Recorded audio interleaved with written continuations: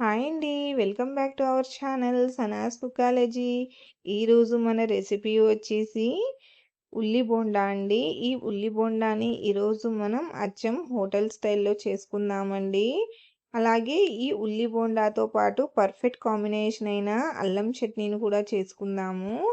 ఈ ఉల్లి బోండాని మీరు మార్నింగ్ బ్రేక్‌ఫాస్ట్‌లోకైనా, ఈవినింగ్ స్నాక్స్‌లోకైనా ప్రిపేర్ చేసుకోవచ్చు. అలాగే ఇంట్లో ఇడ్లీ పిండి మిగిలిపోయినప్పుడు లేదా ఇడ్లీ తిని బోర్ అవుతుంటే ఇలా ఈ విధంగా ఉల్లి బోండాని ట్రై చేసి చూడండి. చాలా టేస్టీగా ఉంటాయండి. అలాగే సింపుల్‌గా చేసేయొచ్చు. పదండి ఇప్పుడు దీన్ని ఎలా ప్రిపేర్ చేయాలో చూసేద్దాం. నేను ఇక్కడ ముందుగా అల్లం చట్నీ కోసం పాన్‌లో 2 టేబుల్ స్పూన్ల నూనెను వేసుకుంటున్నాను.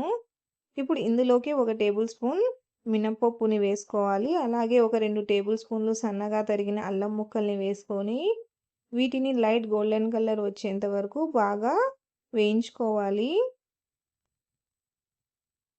ఇవి చూడండి లైట్ గోల్డెన్ కలర్ వచ్చేసాయి. ఇప్పుడు ఇందులోకి మనం ఒక 4, 5 ఎండుమిర్చిని కూడా వేసుకోవాలి. అలాగే 1 టేబుల్ స్పూన్ జీలకర్రని వేసి వీటిని 1 నిమిషం పాటు వేయించుకోవాలి. చూడండి ఇవి కూడా చక్కగా వేగాయి. ఇప్పుడు ఇందులోకి ఒక పెద్ద సైజు టమోటాని కట్ చేసి వేసుకోవాలి. అలాగే కొంచెం చింతపండును కూడా వేసుకొని ఒకసారి బాగా కలుపుకోవాలి. ఇప్పుడు మూత పెట్టి ఒక 3 నిమిషాలు దీన్ని లో ఫ్లేమ్‌లో కుక్ చేసుకోవాలి. 3 నిమిషాల తర్వాత చూడండి మన టమోటా అనేది చక్కగా ఉడికిందండి. ఇప్పుడు ఇందులోకి ఒక 2 టేబుల్ స్పూన్ల పుదీనాని, అలాగే ఒక 2 టేబుల్ స్పూన్ల కొత్తిమీరని వేసుకొని ఒకసారి బాగా కలుపుకొని స్టవ్ ఆఫ్ చేసేసుకోవాలి. ఇవి ఎక్కువ వేగాల్సిన అవసరం లేదండి. ఇప్పుడు వీటిని బాగా చల్లార్చుకోవాలి. చూడండి ఇవి చల్లగా అయిపోయాయి. ఇప్పుడు వీటిని మిక్సీ జార్‌లో వేసుకుందాం. ఇప్పుడు ఇందులోకి ఒక 4 వెల్లుల్లిని కూడా వేసుకోవాలి. అలాగే ఒక 3 టేబుల్ స్పూన్ల పుట్నాలను వేసుకోవాలి. ఇప్పుడు రుచికి సరిపడా ఉప్పు వేసి కొద్దిగా నీళ్లు వేసుకొని దీన్ని బాగా మెత్తగా గ్రైండ్ చేసుకోవాలి.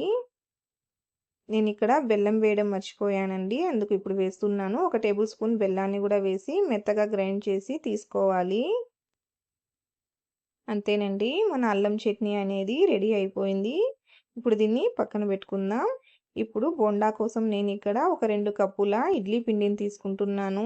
ఇడ్లీ పిండిని మీరు 1 కప్పు మినపప్పుకి ఒక 3 కప్పుల ఇడ్లీ రవ్వను తీసి ప్రిపేర్ చేసుకోవాలి. మీరు గ్రైండర్‌లో ప్రిపేర్ చేసుకున్నట్లయితే 1 కప్పు మినపప్పుకి 4 కప్పుల ఇడ్లీ రవ్వని వేసుకొని చేసుకోవాలండి. ఇప్పుడు ఇందులోకి ఒక 3 టేబుల్ స్పూన్ల మైదా పిండిని వేసుకోవాలి.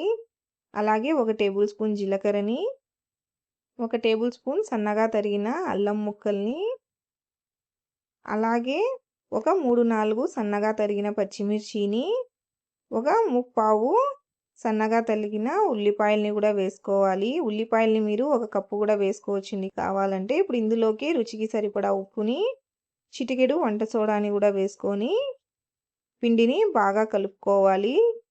దీంట్లో నీళ్లు వేయకూడదండి. ఇడ్లీ పిండి మీకు కొంచెం లూజ్‌గా అనిపిస్తే ఇంకొక టేబుల్ స్పూన్ మైదా పిండిని వేసుకోవచ్చండి. మైదా పిండిని కూడా ఎక్కువగా వేయకూడదు. మీరు పిండిని గ్రైండ్ చేసుకున్నప్పుడే కొంచెం థిక్‌గా గ్రైండ్ చేసుకోండి. చూడండి పిండి అనేది ఈ కన్సిస్టెన్సీలో ఉండాలండి. ఇలా బోండాలాగా రావాలి పిండి. చూడండి ఇలా కలిపి పక్కన పెట్టుకోవాలి. ఇప్పుడు డీప్ ఫ్రైకి సరిపడా నూనె పోసుకొని, నూనె బాగా వేడయ్యాక ఇలా పిండిని బోండాల్లాగా వేసుకోవాలి. బోండాలు వేసుకున్నాక మంటని మీడియం ఫ్లేమ్‌లో పెట్టుకోవాలి. వేసిన వెంటనే వీటిని కలపకూడదండి. 1 నిమిషం పాటు ఇలాగే వేగనివ్వాలి. 1 నిమిషం తర్వాత ఇలా 2 వైపులా టర్న్ చేసుకుంటూ వీటిని చక్కగా గోల్డెన్ బ్రౌన్ కలర్ వచ్చేంత వరకు ఫ్రై చేసుకోవాలి. వీటిని హై ఫ్లేమ్‌లో అస్సలు వేయించకండి. లో టు మీడియం ఫ్లేమ్‌లోనే వీటిని 2 వైపులా ఈ విధంగా తిప్పుకుంటూ గోల్డెన్ బ్రౌన్ కలర్ వచ్చేంత వరకు బాగా ఫ్రై చేసుకోవాలి. చూడండి ఇవి చక్కగా గోల్డెన్ బ్రౌన్ కలర్ వచ్చేసాయండి. ఇప్పుడు ఆయిల్‌లో నుంచి తీసేసుకుందాం. అలాగే మిగతా బోండాల్ని కూడా ఇదే విధంగా వేసుకొని ఫ్రై చేసి తీసుకోవాలి. అంతేనండి. ఎంతో రుచిగా ఉండే మన ఉల్లి బోండా రెడీ అయిపోయిందండి. చూడండి పైనుంచి క్రిస్పీగా, లోపల నుంచి సాఫ్ట్‌గా, అలాగే లోపల నుంచి కూడా చక్కగా కుక్ అయిందండి. అంతేనండి. సింపుల్ రెసిపీ అండి. మీరు కూడా తప్పకుండా ఒకసారి ఈ ఉల్లి బోండాని ట్రై చేసి చూడండి. మీకు ఈ రెసిపీ ఎలా అనిపించిందో నాకు కామెంట్‌లో తెలియజేయండి. వీడియో నచ్చితే లైక్ చేయండి, షేర్ చేయండి. అలాగే నా ఛానల్‌ని సబ్స్క్రైబ్ చేసుకోండి.